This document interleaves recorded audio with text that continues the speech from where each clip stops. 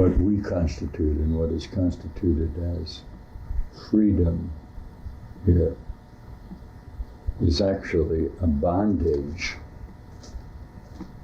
to a conservation of self. It's a notation of freedom to perform particular repository rights. Is not a bad word. There's a constant need to express freedom in relationship to the bondage of the self and its apparent environment.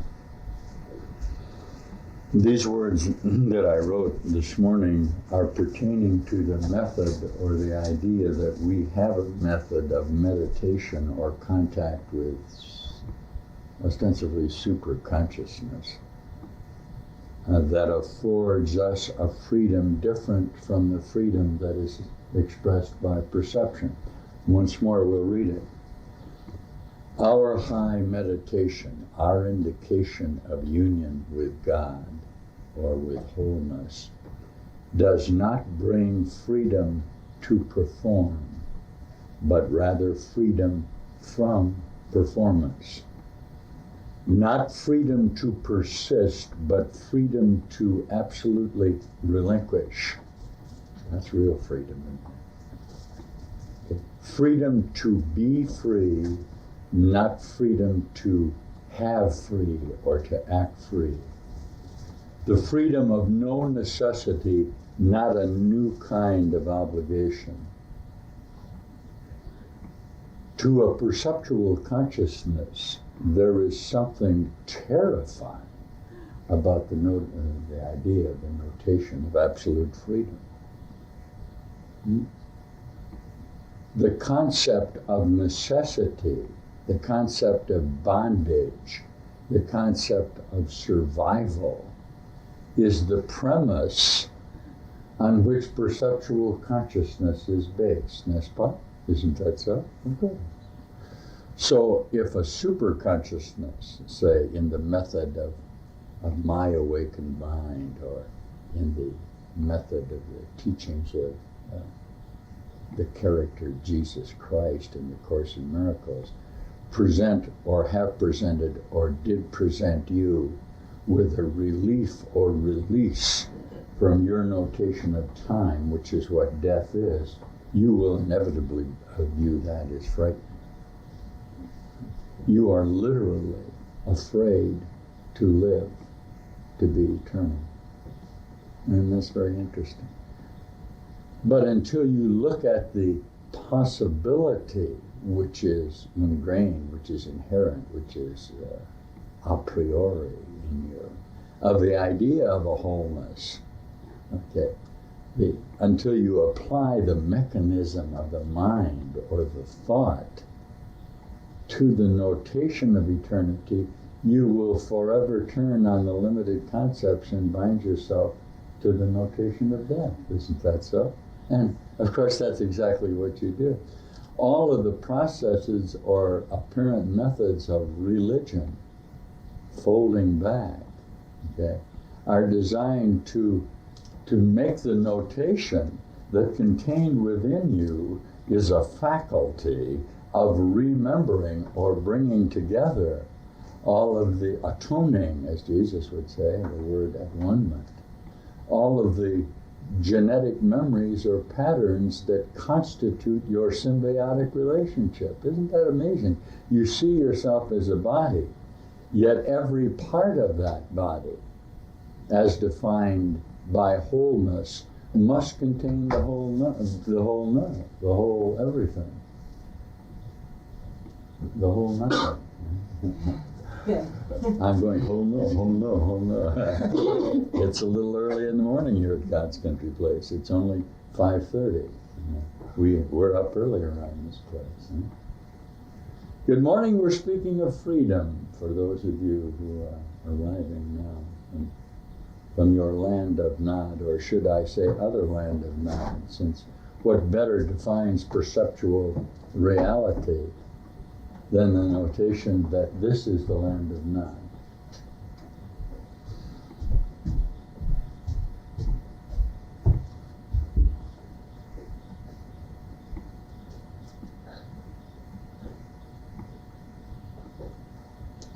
nodding off there for a moment.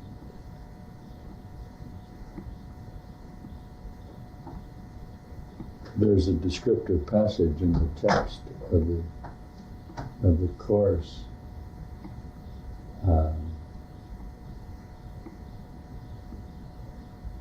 with the indication that it may occur to you that when you awoke this morning, you awoke to a dream, the idea or certainty that you are in fact dreaming.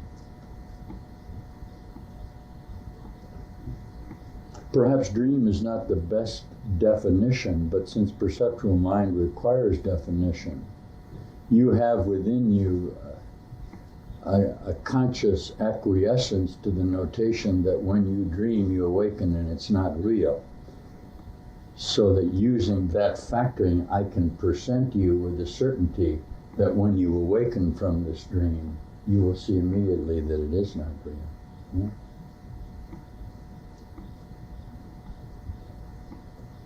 And that's the object of the transformative process. And that's the only object of the transformative process. We're going to be back in just a minute.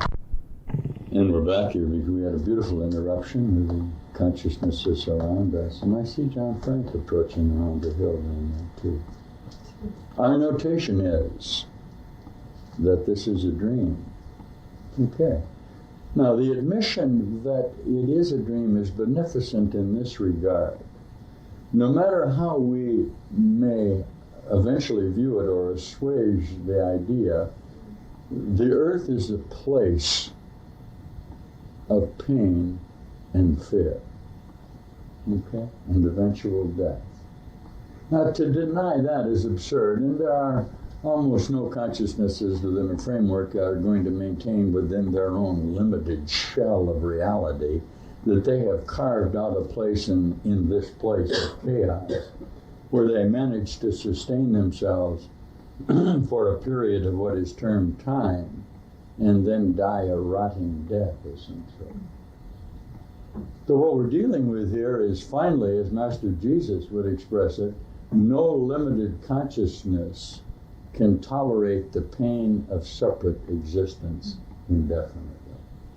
Somewhere there's a confrontation with himself in relationship to what he sees about him. Now, the idea that that is occurring all the time is taken for granted in his relationships.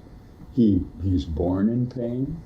He's taught that the progress of aging, which when you stop to think about it is abominable. The idea that he will age and eventually be terminated is taken for granted in the relationship he has with himself. It's astonishing. He never really questions the idea that there might be something wholly beautiful and wholly true and wholly non-conflictual and without opposition. Yet everything that he points to, everything that he makes acquiescent to in his apparent relationship with the people around him are a tacit admission of a wholeness of truth and beauty. Yet he issues a disclaimer in his own memory that he in fact could obtain that. And when presented with the certainty that he is that, he emphatically denies it in defense of himself. Okay. How did he get this way?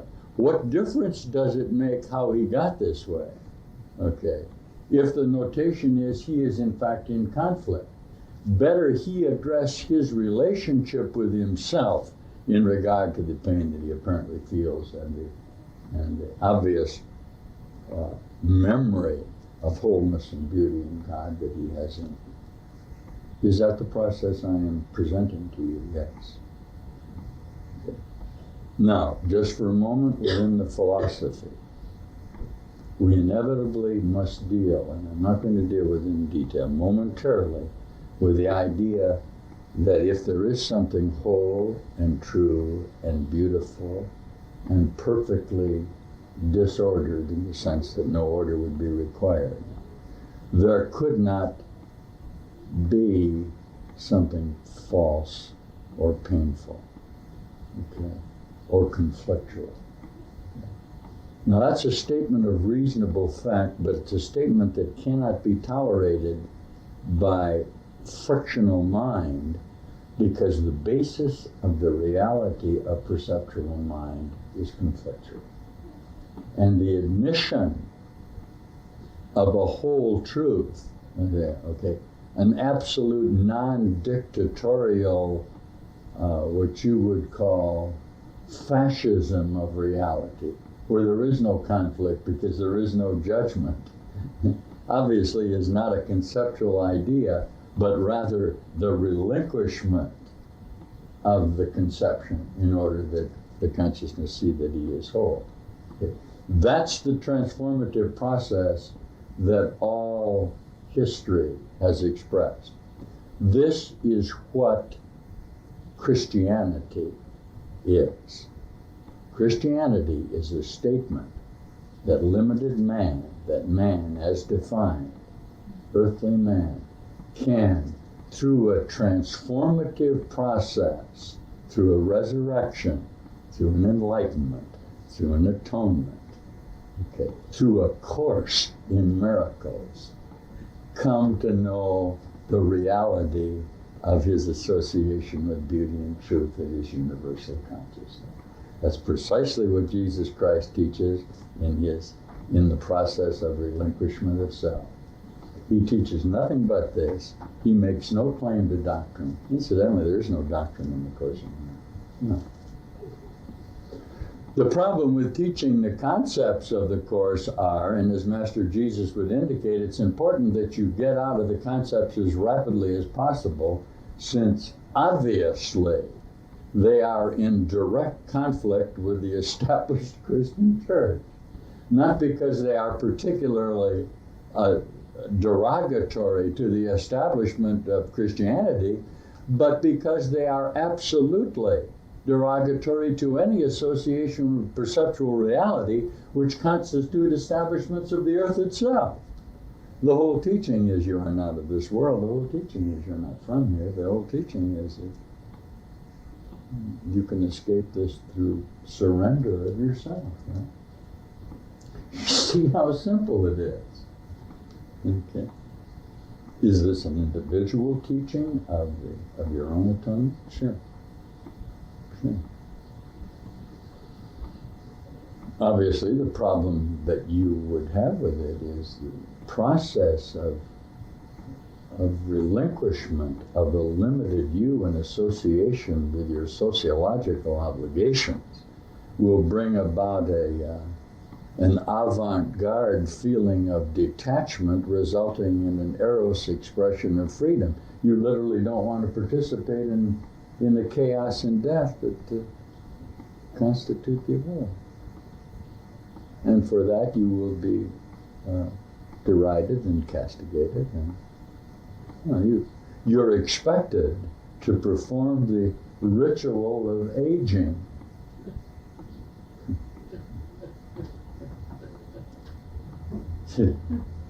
One of our associates said to one of his Nazarene friends recently, they said, how is your health? He said, well, I haven't been to a doctor in 12 years. I feel fine. Consciousness said, well, quick, go and get a complete physical so you can find out what's wrong with you in preparation for the time when you need to do something about it. His reaction was exactly the opposite of how our reaction would be in our teaching that pain and death are impossible. He is in a condition as in association with the body of maintenance. You are in a condition through your enlightenment of the relinquishment of the body. This is the whole teachings of the Course in Miracles. You go out and you teach this. I am not a body. I am free. I am still as God created me. How many times do you have to say that in a day to come to know that that is true? I don't know. How many minutes are there in a day? How many hours? If the statement is true, right? How determined are you to awaken from this dream as we've expressed it? Okay. How determined are you to see that there is another way out of this beside your continuing deterioration to obliviation? Huh? That's what we're presenting to you, aren't we? That you can, in fact, find that. We'll be back in a couple of minutes here. No course in atonement could be at all without the assertion of the power of the perceptual mind. This has nothing to do with the indication that the perception itself is false. Okay. The idea of resting power is the idea of the fall, or the determination of the consciousness to hold itself separate from the single reality, which is innocent power, or guiltless power, or whole power. So the apparent methodology is to give the consciousness the absolute power of his perception, which is inevitable since he is all power. Okay. We cannot distract from the certainty that mind is the mechanism of decision by which the conclusion is reached through the assertion of the individual consciousness power. This is pure, what is termed, from a philosophical standpoint, existentialism. It is the statement, okay, before the progression to singularity of cogito ergo sum, or I think, therefore I am. Okay. We start with this premise. No one is going to deny or could ever deny that you are consciousness. The question is not that, but rather the question that you interpose in the statement ergo, or therefore, which is the manufacturing of time, okay, is what am I, okay? And this is the lovely lesson that we put on for lesson 139 from the workbook of the course yesterday, okay? Before you, finally, wholeness involves, or must involve, the reasonable, at least assertion that and Jesus says it this way, the only thing anything alive could ever know, ever, forever, is what it is. Okay. But here you are with cogito, ergo, therefore, I am, okay? Cogito, ergo, sum, I think, therefore, I am. You got a lot of air between I think and I am. That is what perceptual consciousness is. And here's the tanglement that an existentialist like, say, Hegel will run into with a purist like Kierkegaard. All right. They are both proclaiming existentialism, okay?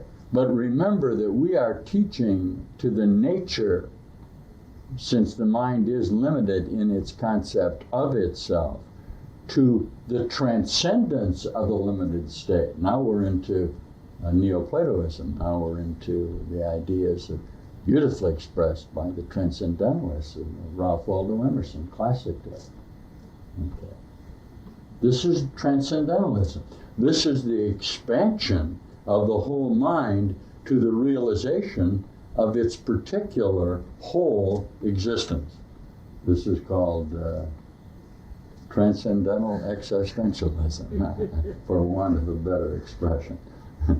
Any of you philosophers that would like to hook on this in some sort of Socratic adventure, I'd be happy to oblige you. What we're really teaching is whole mind, all right? Now, we must add a notation here, and this is where the difficulty arises. The so-called greater mysteries, what you would call the Philosophia Parentis, and Huxley beautifully expresses it, is a statement that since there is a God, we must know about it, and the evolvement of the mind is to that single reality. This has to then involve the Christian or the Christ statement of the transformation of the mind. Know ye not, you must be born again.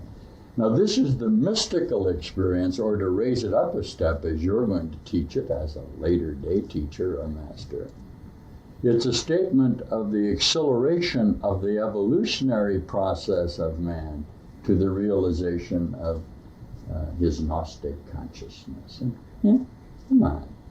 Somewhere within your framework, you like this idea. You like the idea of power. What you can't tolerate is the idea of unopposed power. That disturbs you. Because that would be an admission of perfection. So that in the teachings of Christianity, we say your brother is your Christ and is all about you, but you in your perceptual judgment have projected from him a statement of yourself in association with the illusion or with the dream. I ought to open the text and read you a little chapter 21. After the Easter chapter, which is 20, Master Jesus provides us with chapter 21, which is going to say what? That you are a condition of subjective reality going through a metamorphic process of the realization that there is nothing outside of yourself. Wow! Chapter 21, Reason and Perception. Projection makes perception. This is the whole idea that are separate thoughts. This is the whole idea that there's something outside of yourself that is acting upon you. No wonder you're fearful. No wonder you get old. No wonder you die. Here is all this incredible power of consciousness being denied by you and creating a conflictual symbiotic association of yourself. That's absurd. No wonder you die and get old. How could you help it? I'm here to tell you you can't die. You want to attack me? Come on. I think it's time that we took on this deathful place. Why don't we begin to let the dead bury the dead? Why don't we begin the process of giving, of the relinquishment of the potential of false self, okay? How can you come to know then your creative potential? Through giving all that there is within your own mind. You will automatically go through the transcendent state. That's the mechanism. That's the device. The world you see is what you give it, nothing more than that. But though it is no more than that, it is not less. Wow, what a statement. Obviously, if it's what you give, it cannot be more or less. You will inevitably give qualities of good and bad, or hot and cold, or right or wrong, or whatever you do with your own machinations of manufactured mind. But inevitably, it's not more or less than what? What you make it. Not more, not less. Therefore, to you, it is important. It is the witness to your state of mind, the outside picture of an inward condition. Oh, wow.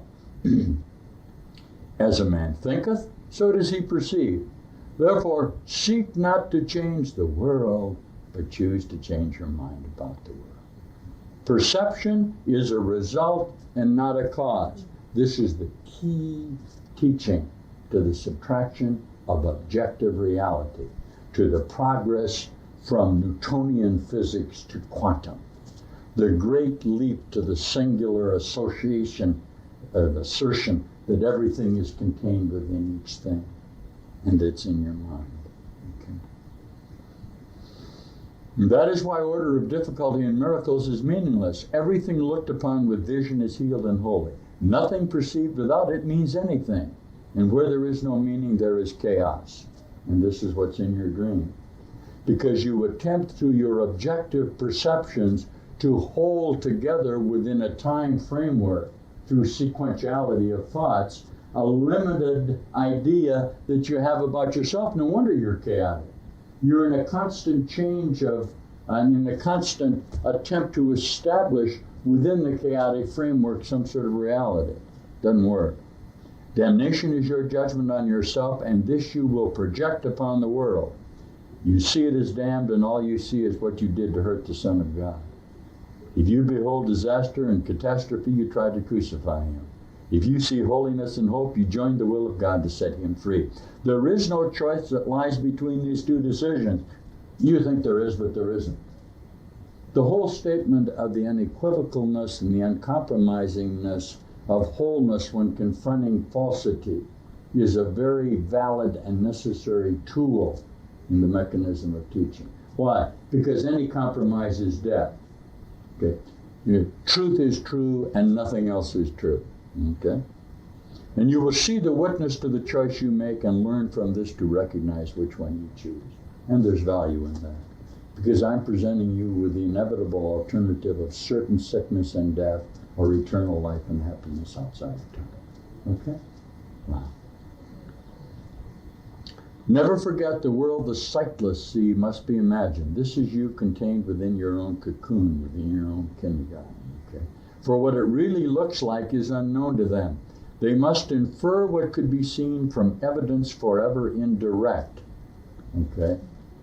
This is the reflection of light contained in the great rays. And this is very mystical, and Jesus will talk about it at some point. Or I will. Wherein this fracturedism of light are associated thoughts, and that light is really consciousness, or an aspect of reality. They must infer what could be seen from evidence forever indirect, and reconstruct their inferences as they stumble and fall because of what they did not recognize, or walk unharmed through open doorways that they thought were closed.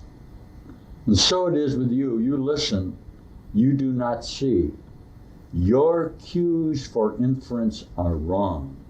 And so you stumble and fall down upon the stones you did not recognize, but fail to be aware you can go through the door you thought were closed, but which stand open before unseeing eyes waiting to welcome you. This is the whole notation that your perceptual reality, your scientific method of observation, is so obscure and so limited within your body framework in the projection of these memories that constitute your genetic makeup that you literally aren't seeing anything. You're blind. Okay? And who is so blind as those who are determined not to see? Who are determined to establish some sort of spiritual paths that are going to lead them to another degree of blindness. Wow. How foolish it is to attempt to judge what could be seen instead. It is not necessary to imagine what the world must be like. You don't have to do that. It must be seen before you recognize it for what it is. That's the transformation. You can be shown which doors are open, and you can see where safety lies, and which way leads to darkness and which to light. Listen, judgment will always give you false direction. Always. But vision shows you where to go. Why should you guess?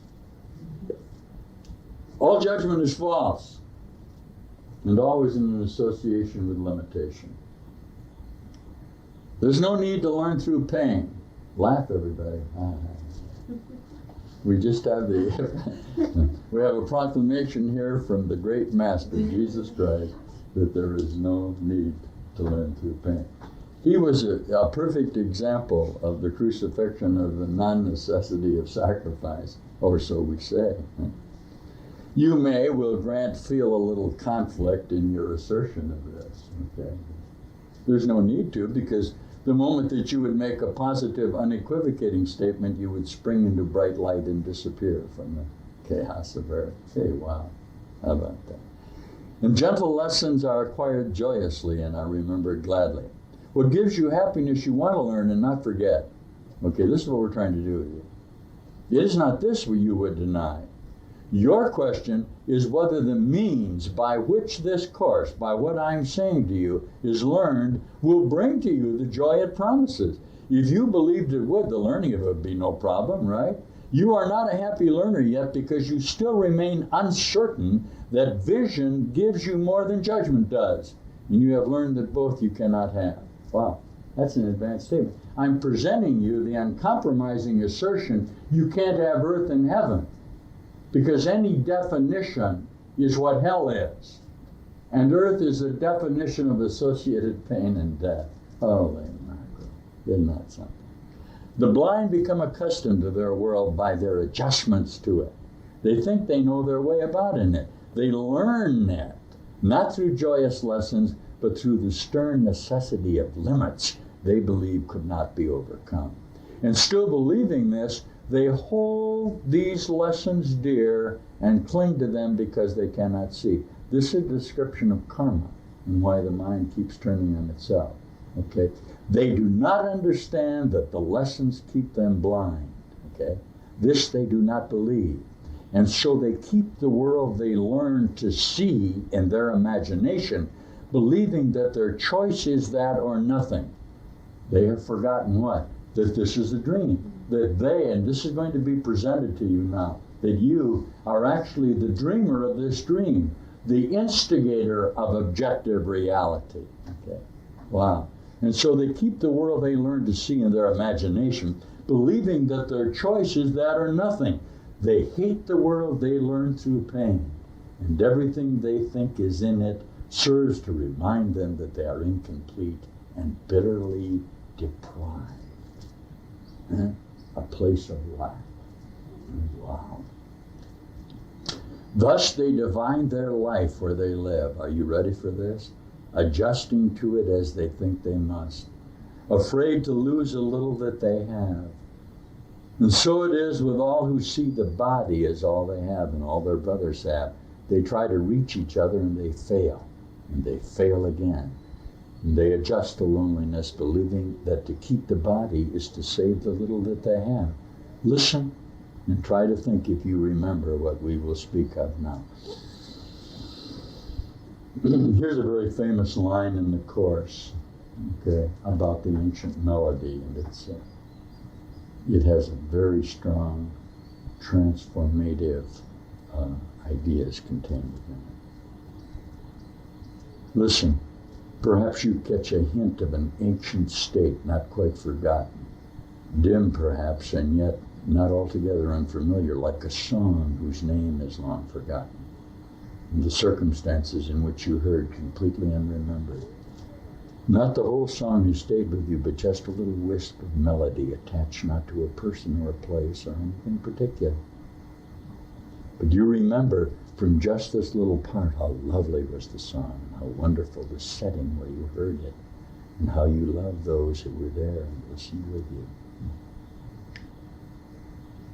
The notes are nothing, yet you have kept them with you, not for themselves, but as a soft reminder of what would make you weep if you remembered how dear it was to you. You could remember, yet you are afraid, believing you would lose the world you learned since then. And yet you know that nothing in the world you learned is half so dear as this. Listen and see if you remember an ancient song you knew so long ago and held more dear than any melody you taught yourself to cherish since. Beyond the body, beyond the sun and stars, past everything you see and yet somehow familiar, is an arc of golden light that stretches as you look into a great and shining circle. And all the circle fills with light before your eyes, and the edges of the circle disappear, and what is in it is no longer contained at all. The light expands and covers everything, extending to infinity, forever shining, and with no break or limit anywhere. Within it, everything is joined in perfect continuity. Nor is it possible to imagine that anything could be outside, for there is nowhere that this light is not. This is the vision of the Son of God, whom you know well. Here is the sight of him who knows his Father. Here is the memory of what you are, a part of this, with all of it within, and joined to all as surely as all is joined to you. Accept the vision that can show you this and not the body. You know the ancient song, you know it well. Nothing will ever be as dear to you as is this ancient hymn the Son of God sings to his Father still. And now the blind can see, for that same song they sang in honor of their Creator gives praise to them as well. And the blindness that they make will not withstand the memory of the Son. And they will look upon the vision of the Son of God, remembering who it is that they sing of. What is a miracle but this remembering? And who is there in whom this memory lies not? The light in one awakens it in all. And when you see it in your brother, you are remembering. for everyone. What a beautiful, incredible statement of the certainty of the glory and honor and wholeness of the human mind. Wow. What a declaration of the necessity to remember before time was and after time wasn't. To transcend that moment of madness that cast you into this dream of pain and death, which you now have chosen to awaken. How very lovely to be with you, brothers, now in this declaration of faith. To stand apart from the world, from death, and proclaim salvation and wholeness through the transformation of your mind. We'll be back in a little bit. In other words, if what I'm saying to you is true, okay, that you are going through this incredible metamorphosis, this process, as we were back here for a minute now on the tape, that we read in chapter 21, you are right square in the middle of the transformative process yourself. Anyone who is going to teach, let's use the Course in Miracles. Anyone who really is going to present the Course or the word of superconsciousness, Jesus Christ, to this chaos, begins and ends finally with the premise that knowledge is transformative and it's gained by this process that you are undergoing. This is where the Course begins and where it ends. Okay. We understand that we're dealing with the idea of choice, and very early we say we have no alternative to the impossible situation of perceptual reality. But that being said, let's be about it. Let's not get tangled up in obscure concepts of relationship, catechisms of what constitutes Christianity.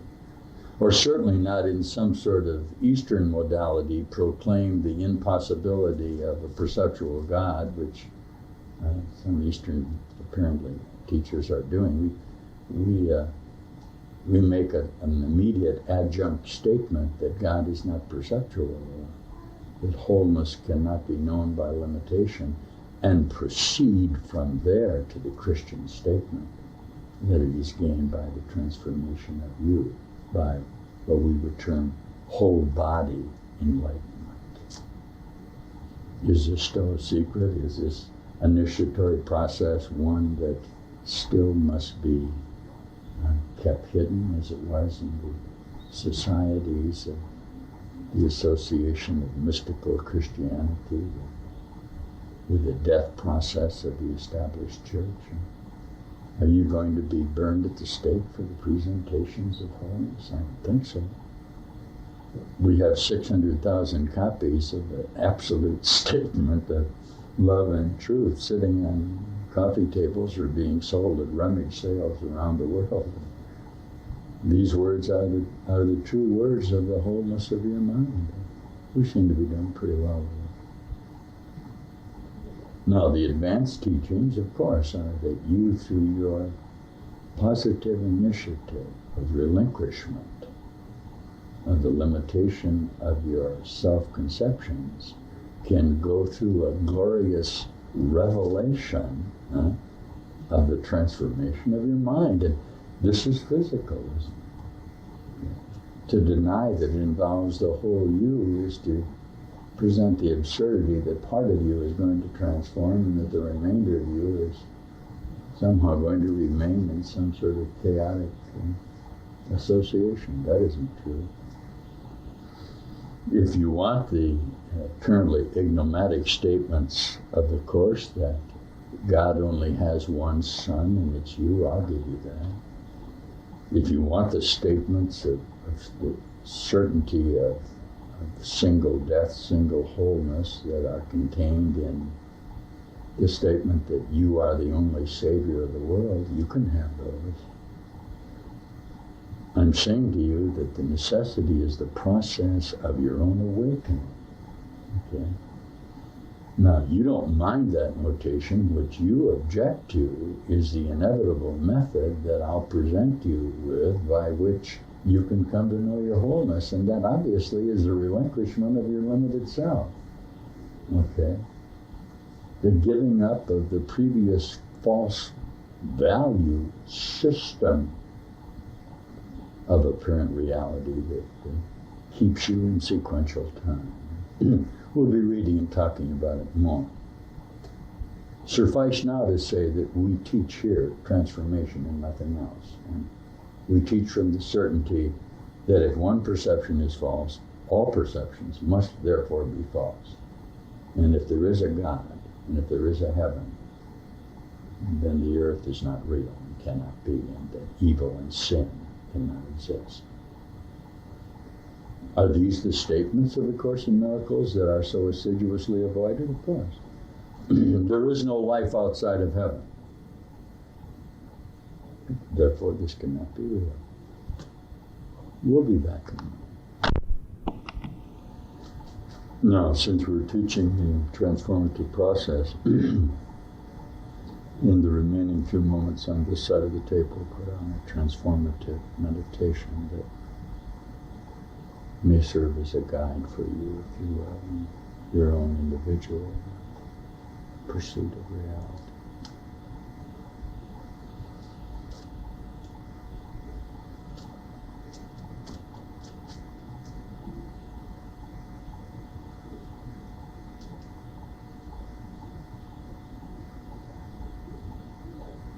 Use this light.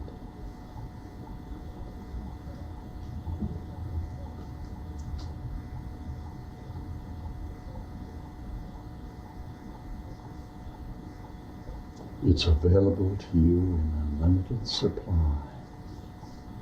It will bring you grace and happiness.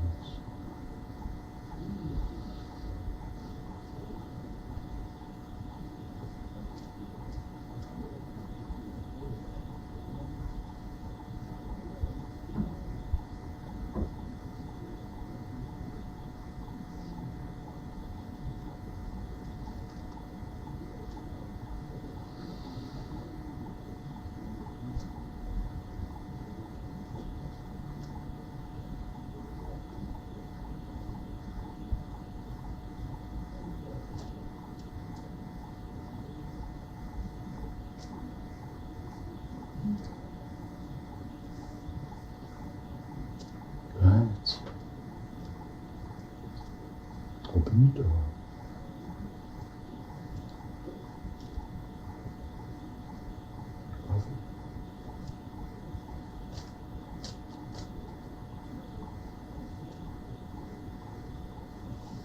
Step right out.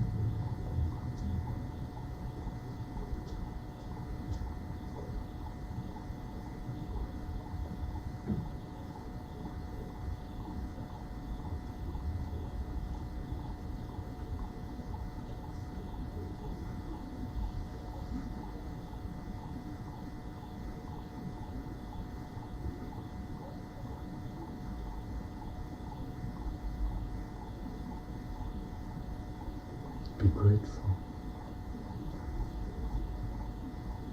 The great escape is occurring. The great transcendence. The awakening.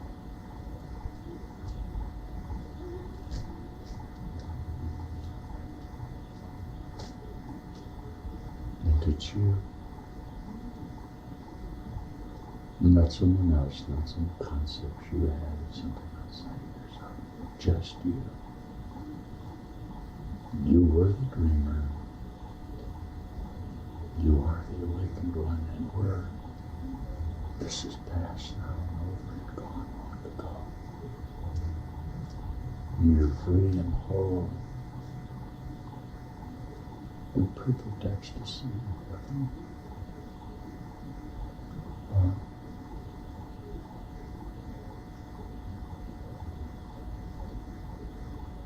Thank you, Father.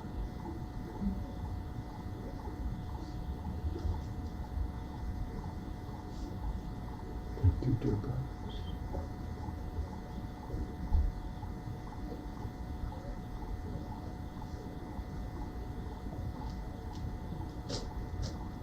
Walking the line.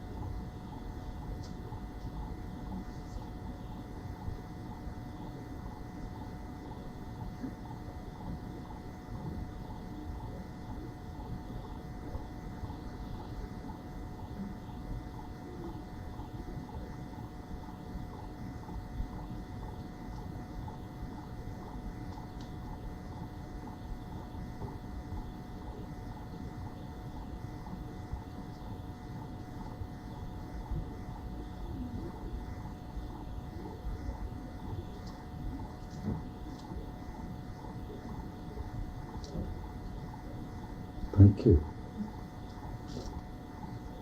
We'll be back with you soon from God's country place. We love you. We'll see you soon. Thank you.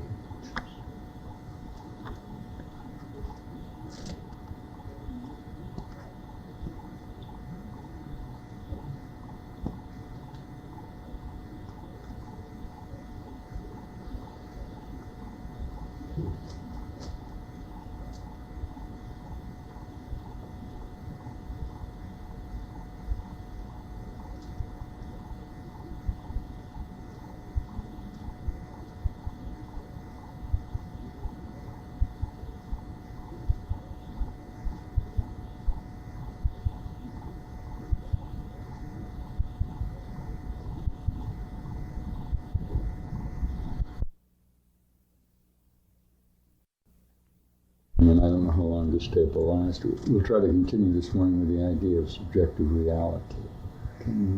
We got into it here. We're on the porch at God's country place, and we're talking about the seizure of the opportunity for transformation that is occurring in the individual consciousnesses within the parameter of this energy. I'm going to talk about it. Jesus has a sentence, I'll use the Course in Miracles, although obviously this is coming from a very wide parameter of perceptual reality emanating from this mechanism of realization. Is that a good definition of me? That all adjustments, see, look at that. I put a definitive phrase in the middle of a sentence and came back and said, this is the way Course is written. It keeps coming back around.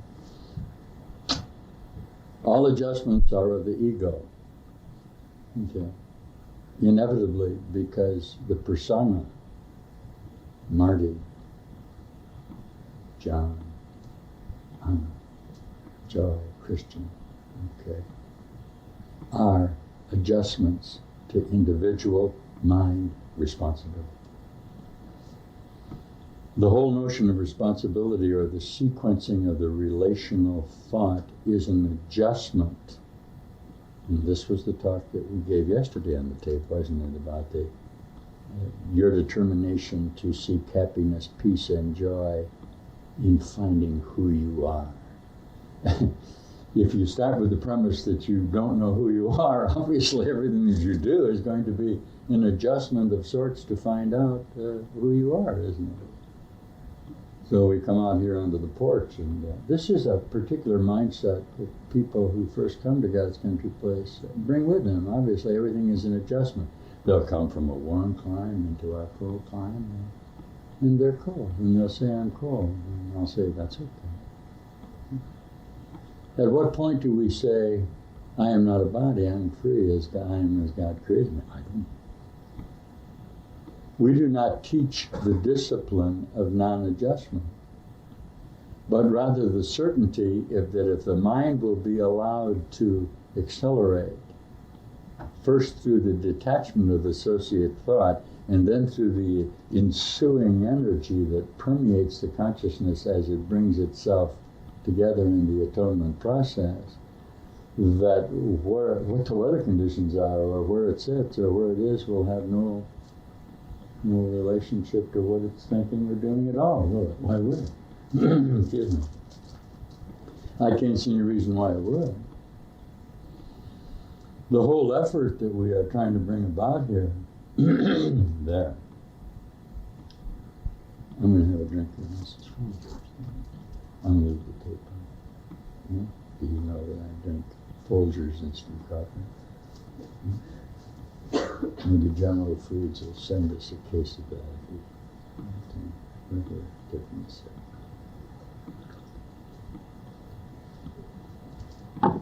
Now, when I say that, that will go out abroad, and as this matures, in the perceptual evaluation of what constitutes a whole mind, based on the things that I am saying, they will do an association of the source and think that one of the methods to bring about this new mind is to drink instant Folgers, or to get up at 5 in the morning, or to pretend that you're not cold when you are, well, to be celibate or not to be, or to part your hair in the middle rather than on the side.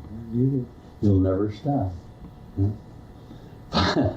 Finally, these are just forms of adjustments to traditions, and this is how tradition is established. They bring about associate, so-called symbols, icons, or examples of the thinking of your mind.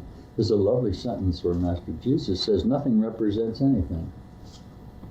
I don't know, since the mind, the example mind, is representational in its adjustments to its previous accords, the idea that nothing represents anything is an astonishing thing.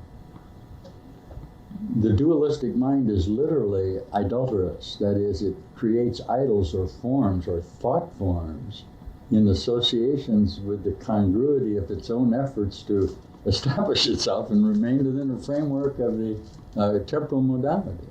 It doesn't make any sense, but the mind does that. Jesus says, never pay attention to the form. This is all lovely stuff that you'll find in the Course in Miracles. Did I use the Course in my awakening? I am the Course in my awakening.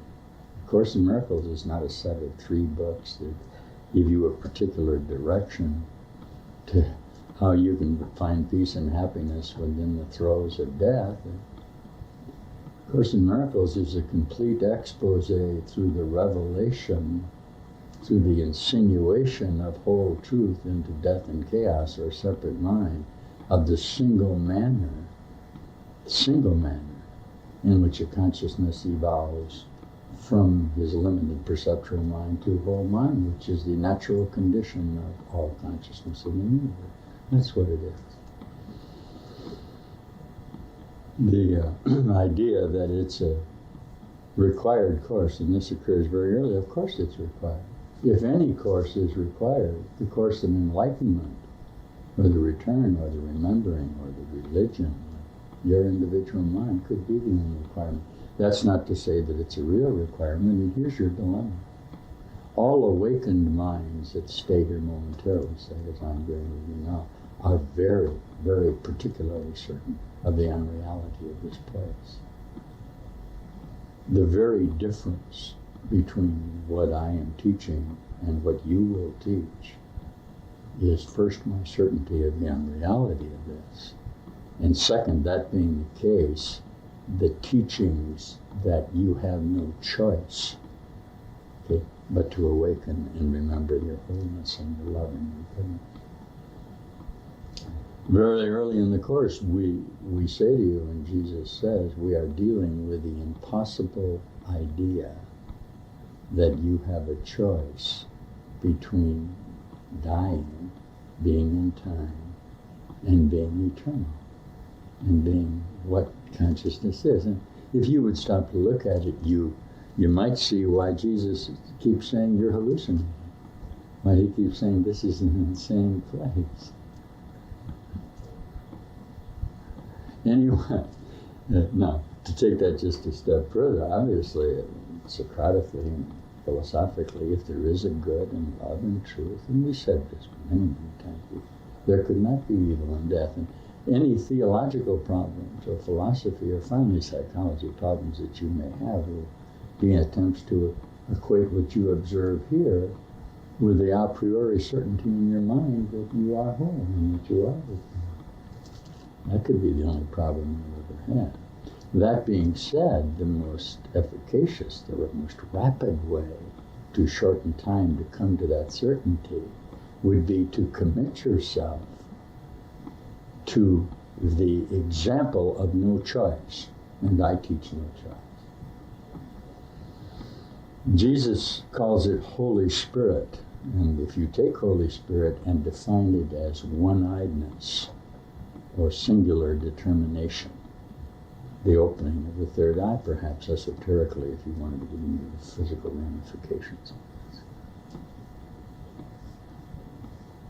That determination in objective reality is what will bring the goal of salvation to you. And certainly this pertains to limited goals that are set by the power of your mind in your executive capacities. And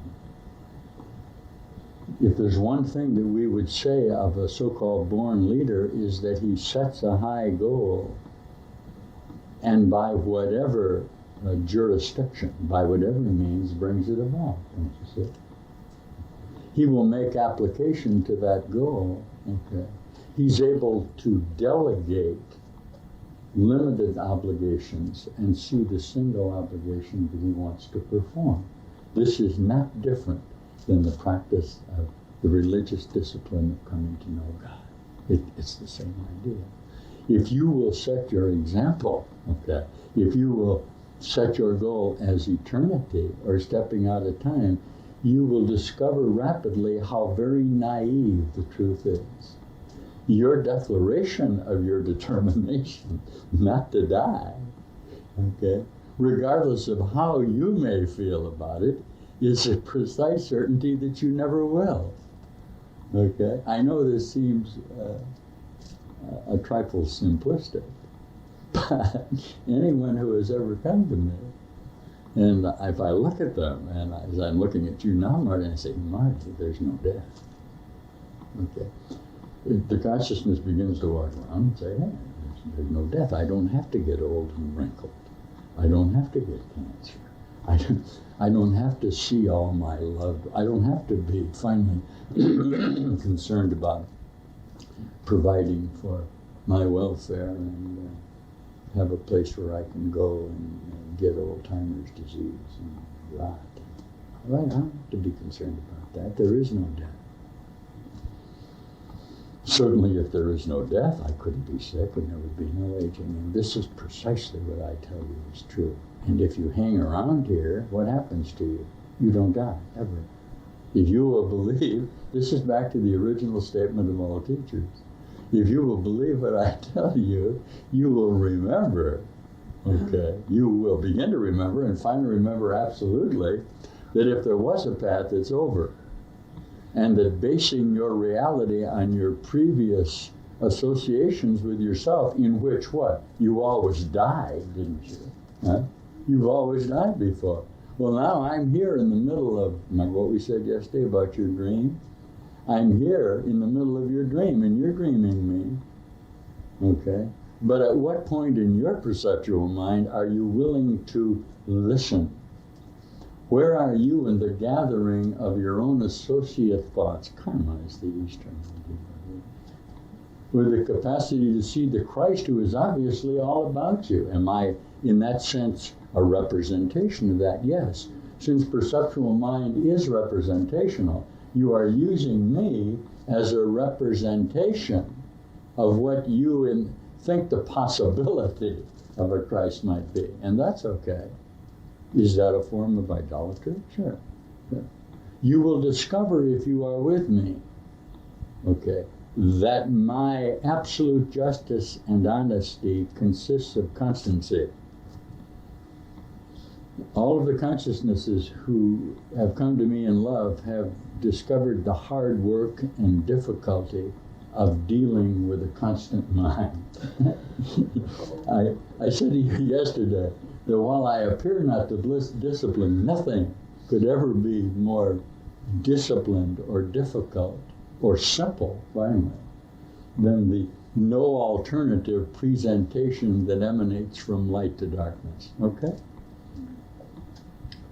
I think that there's an idea that people who seek illumination or somehow samante or enlightenment, that as that progresses on the path, they become more blissful and more happy. And those of you who have entertained that idea have come to discover that the process of enlightenment involves each moment,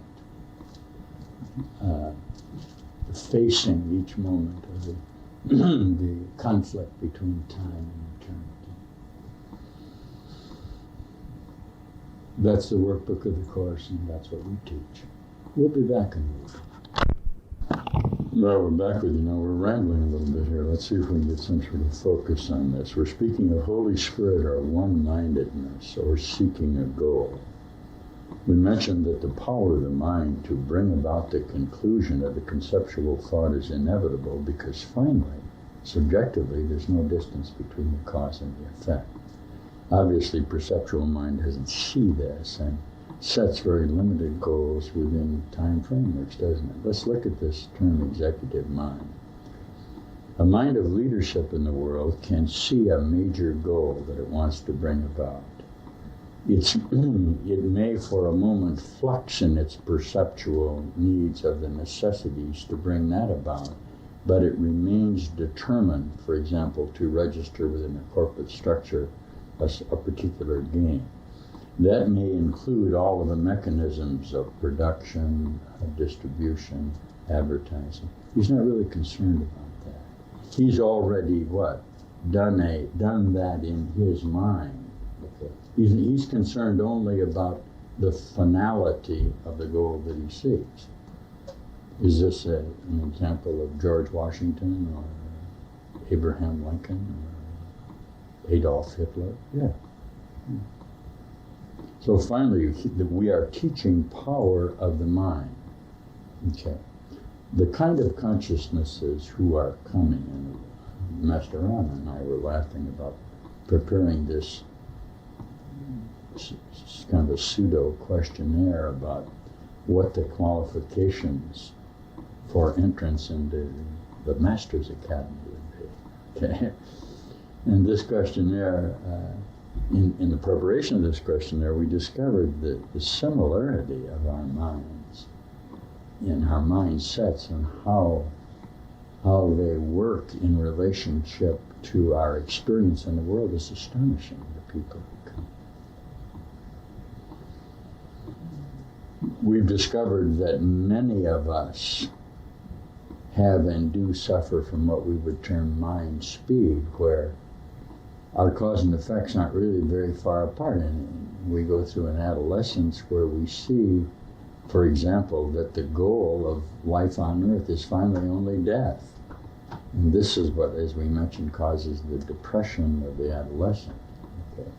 He then is taught to set limited goals, all right, and to achieve them through what? Education, the assumption of sociological responsibility, the advent of children, the passage of time. But contained within our kind of minds is the frustration of non-satisfaction at the achievement of a goal.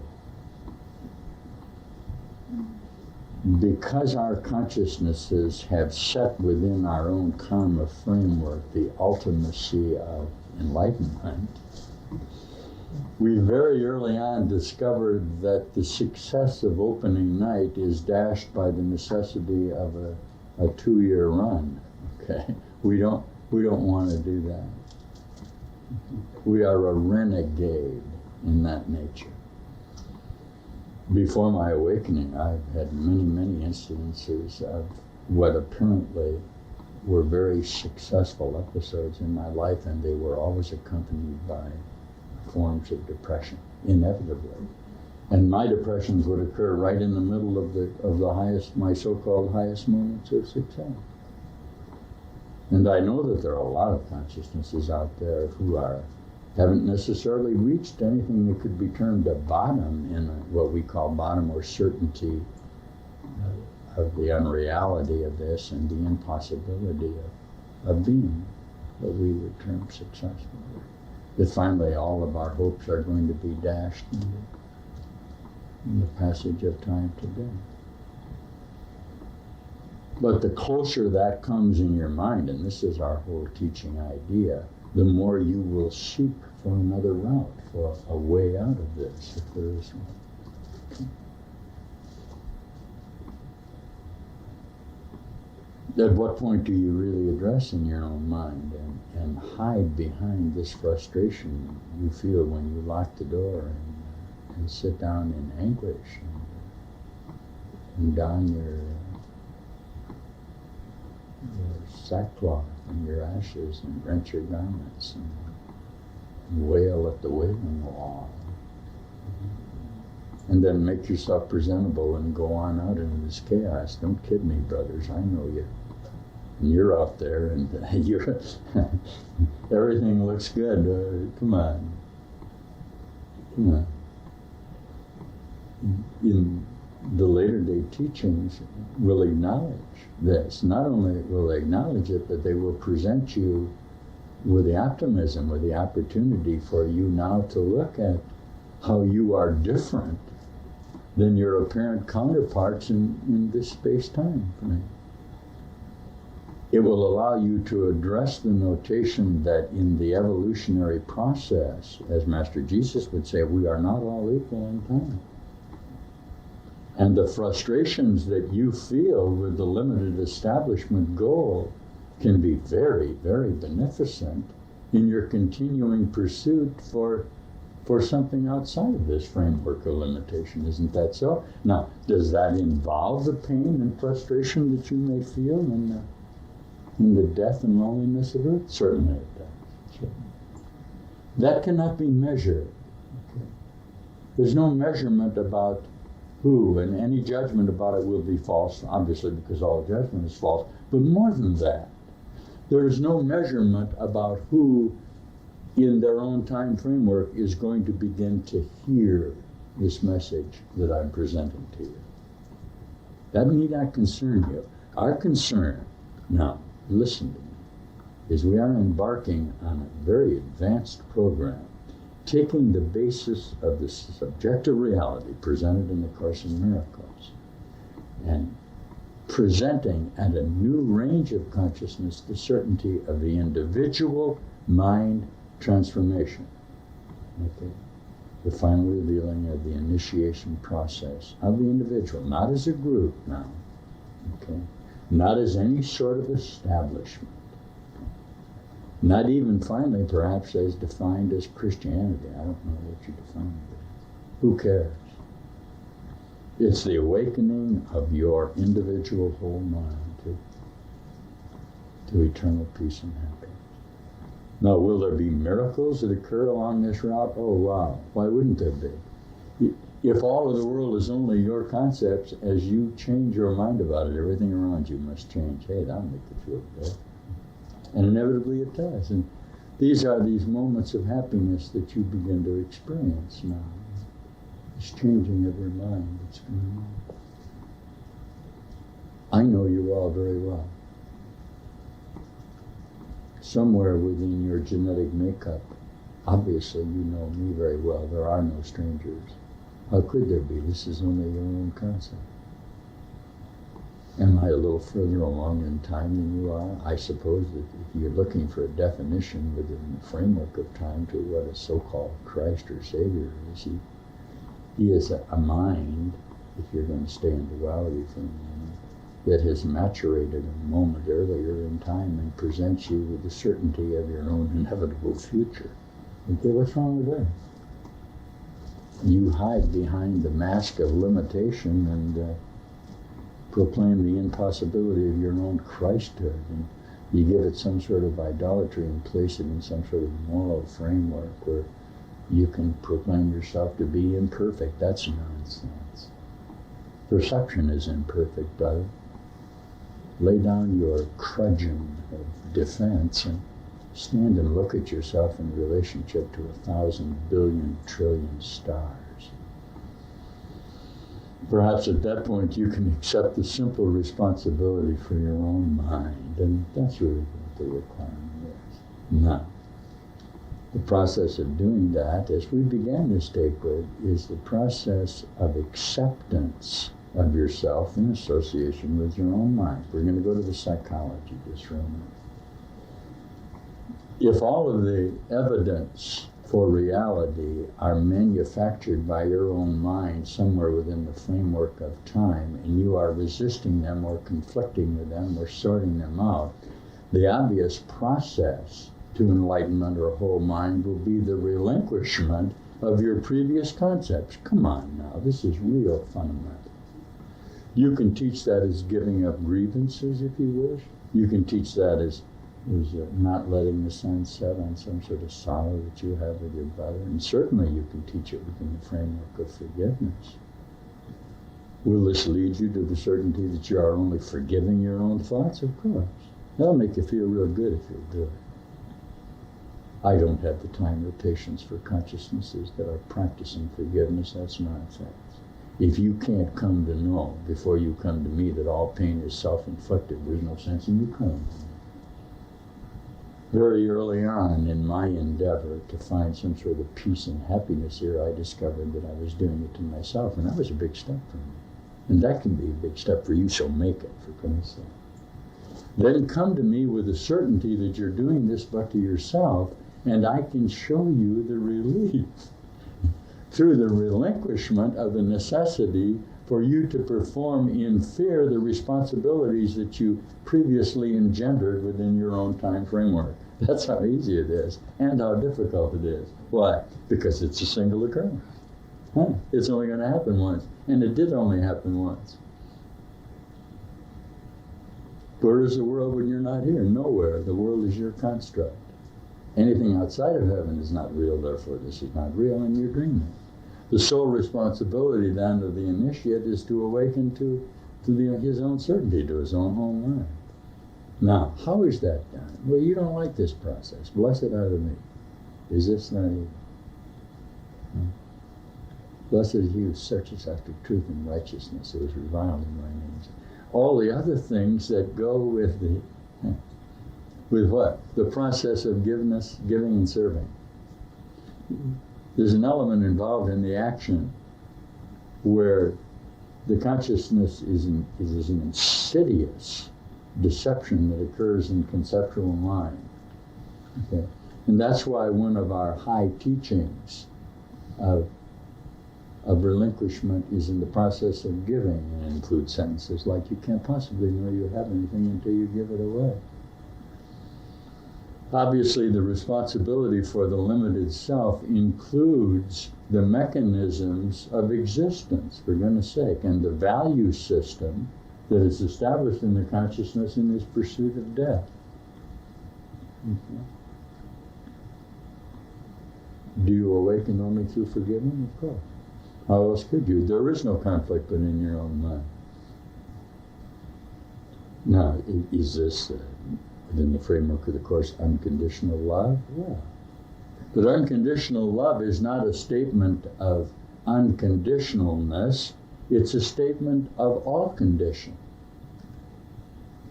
A better term would be full conditional love, wouldn't it? It's not the seeing of something sinful and evil outside myself and the efforts that I have within my own poop, okay, to form some sort of forgiveness. That's nonsense. Forgiveness is accomplished in duality. The idea of duality is accomplished by bringing the dual thought, the thought of sin and immorality, into the whole framework of your mind. This is the method of the workbook of the Course in Miracles. There are no degrees to this, obviously. And this is what will begin to cause what? Your recognition that many of the physical manifestations that you have experienced in this lifetime, in this incarnation, have dealt, and will deal directly with the need for you to pursue this initiation that's going on in you. Is that a secret? Huh? The energy centers of your body and the awakening that's occurring? No. This is the whole awakening, and this is what we teach.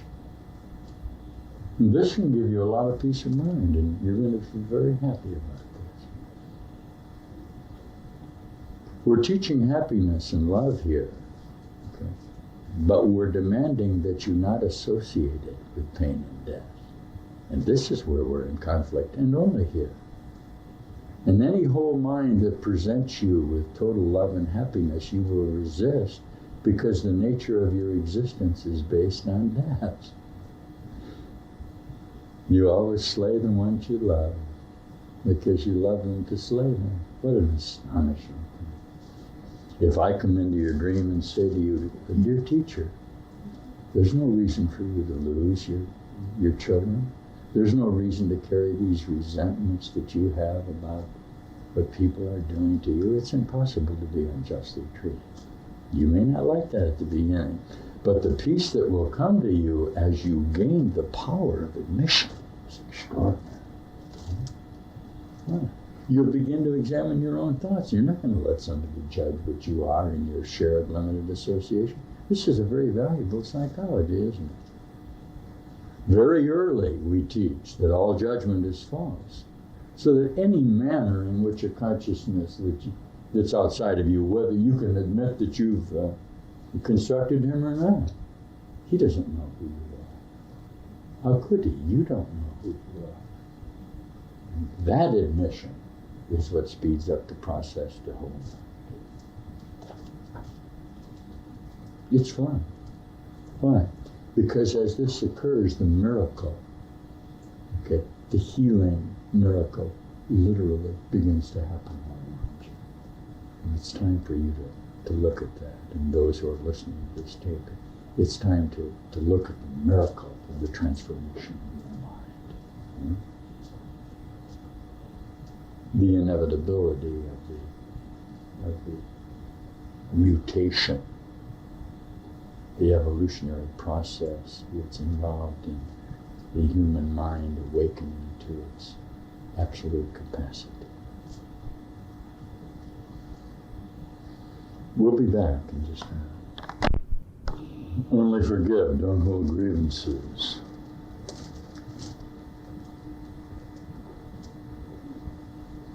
Only love unconditionally. Boy, some difficult assignments. We are teaching at the no alternative point for those of you who are really ready to look at this. Finally, if this is a required course, why not be about it? What's the big deal? Why not be mistaken? Right? Why not join the rest of the universe instead of staying in what Jesus calls this dismal alcove of death? Come on.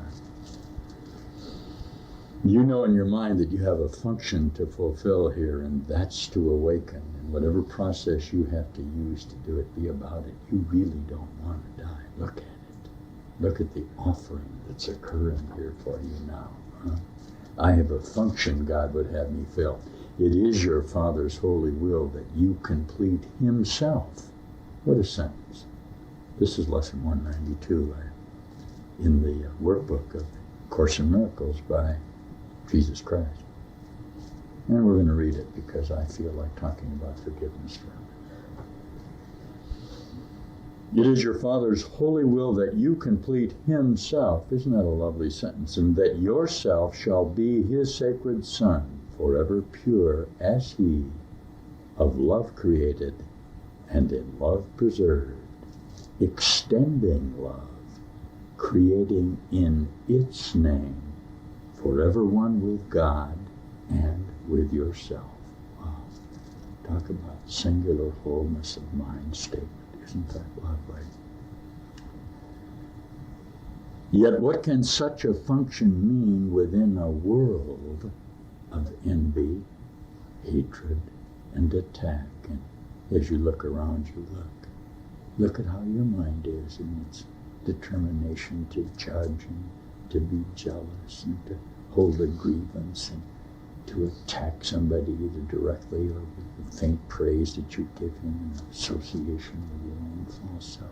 Look at the human beings. Therefore, you have a function in the world in its own terms. Okay? For who can understand a language far beyond his simple grasp? Okay, ready? Forgiveness represents your function here. Okay? To give represents your function here. To forgive is to have relinquished the previous givings, the previous grievances that you held before. That it means I have given before. I have given everything before, and am not holding that grievance as I view the image of my brother apparently outside of me. Okay. Forgiveness represents your function here. It is not God's creation, for it is the means by which untruth can be undone. In other words, there's really no sin, there's really nothing to forgive, is there? That grievance is just being held by you in your mind, and this will make it easier for you. It is not God's creation, for it is the means by which untruth can be undone. And who would pardon heaven? Huh? There's a lovely sentence in the Course where it says, will you forgive God? Will you forgive your brother for this apparent grievance that you're suffering from? Yet on earth, you need the means to let illusions go. Creation merely awaits for your return to be acknowledged, not to be complete. The universe is going on despite you being asleep with your head under the covers there. Everything is going on exactly the way it was before you fell asleep. Huh? Early in the Course, Jesus says, you fell asleep, that Adam fell asleep, that you journeyed east of Eden to the land of Nod. And nowhere does it say that you're awake. You're in your dream, brother. Creation cannot even be conceived of in the world. It has no meaning here. You ready? Forgiveness is the closest it can come to earth. For being heaven-born, it has no form at all. You know how good you feel when for just a moment you have the release or purgation of forgiving? How you'll cry with happiness at the idea that the bondage that held you with your dear friend that you really love, and how relieved you were when you made the one phone call that was necessary. Huh? You extend that to the world and you begin to feel real good, because the process of the miracle will be the discovery that all of the pain and the illusion of death and all of the grievance that you held was only in your own mind. This is a very simple lesson, but it needs to be practiced, doesn't it? And the practice is the idea of forgiveness. Okay? Being heaven-born, it has no form at all. In other words, it really doesn't make any difference what you forgive if the requirement is total forgiveness. This makes it very simple. Why? Because the requirement then is to no judgment. Okay? How simple it becomes then if you will not assume the responsibility of the necessity for your own existence through judgment, which is false. You will relinquish yourself and come to know that there is a single whole purpose of creation in the whole universe. Holy mackerel. Now, God created one who has the power to translate in form the wholly formless. Now, what he makes our dreams, but of a kind so close to waking that the light of day already shines in them, and eyes already opening behold the joyful sights their offerings contain. This is kind of a nice definition of the awakening process, of the initiation of the enlightenment that's going on in your mind, isn't it? Forgiveness gently looks upon all things unknown in heaven, sees them disappear, and leaves the world a clean and unmarked slate on which the Word of God can now replace the senseless symbols written there before. The memories that you have previously held are relinquished and your slate is clean. This is a form of meditation. Okay? Forgiveness is the means by which the fear of death is overcome, because it holds no fierce attraction now, and guilt is gone. Forgiveness lets the body be perceived as what it is, a simple teaching aid to be laid by when learning is complete, but hardly changing him who learns it all. Isn't that nice? The mind without the body cannot make mistakes. It cannot think that it will die or be the prey of merciless attack.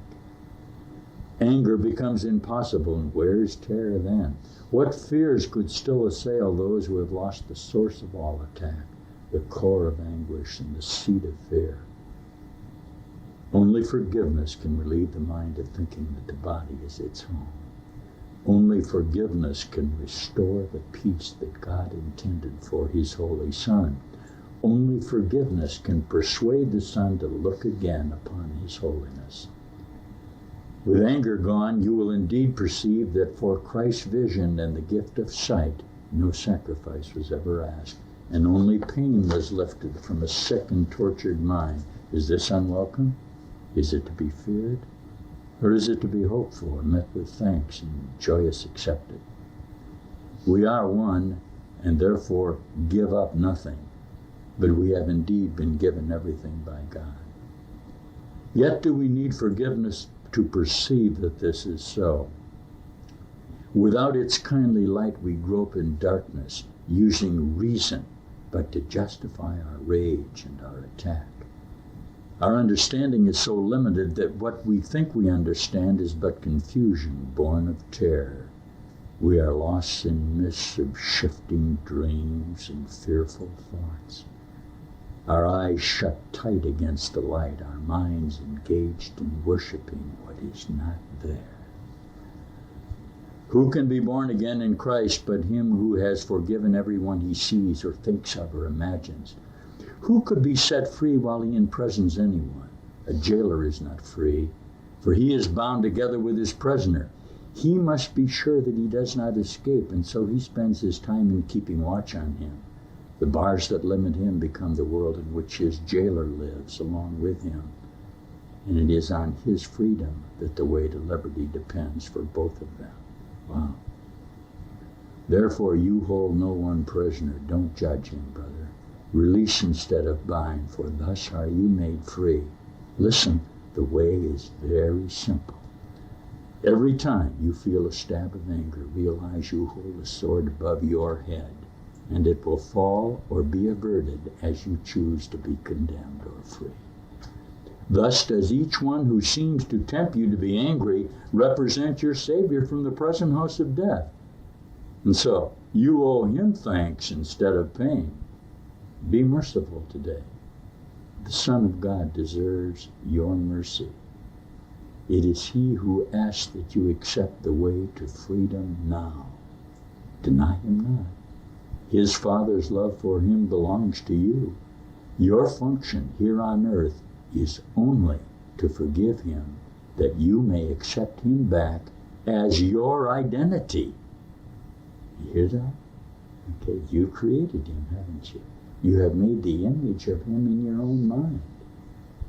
Your condemnation of him is what? Your condemnation of yourself, right? And as you are what he is, forgive him now his sins, and you will see that you are one with him. What a lovely lesson, and how very easy it appears to be. Yet when you attempt to do it here on earth, you're going to be judged as weak, aren't you? What do you care? You hold the secret to eternal life. Huh? We're teaching relinquishment here, not attack and defense. We're teaching a new covenant, not the old covenant of reciprocity, of an eye for an eye. No, we're teaching give up. And see the glory of your whole mind reflected in the face of the brother that you have come to love. We're at God's Country Place here in Reedsburg, Wisconsin, teaching love and understanding through the high initiatory process of relinquishment that brings about the enlightenment of the whole mind and body. And what a glorious undertaking it is. We hope you'll join us soon. Perhaps till the end of this tape you'll join us in this moment of meditation. Be free now. Let go. Only love. It is what you are. You are God creating.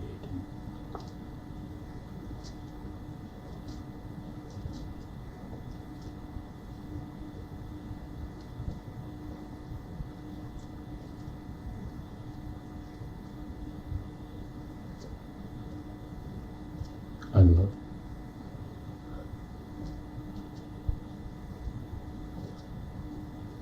you. Be free.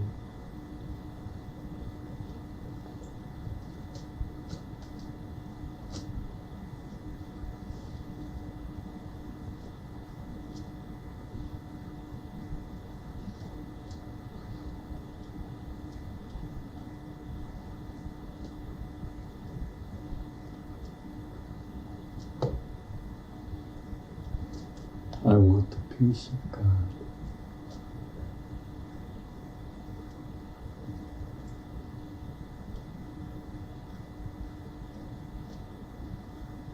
I have nothing to fear. I am safe in the heaven where I never left. Thank you.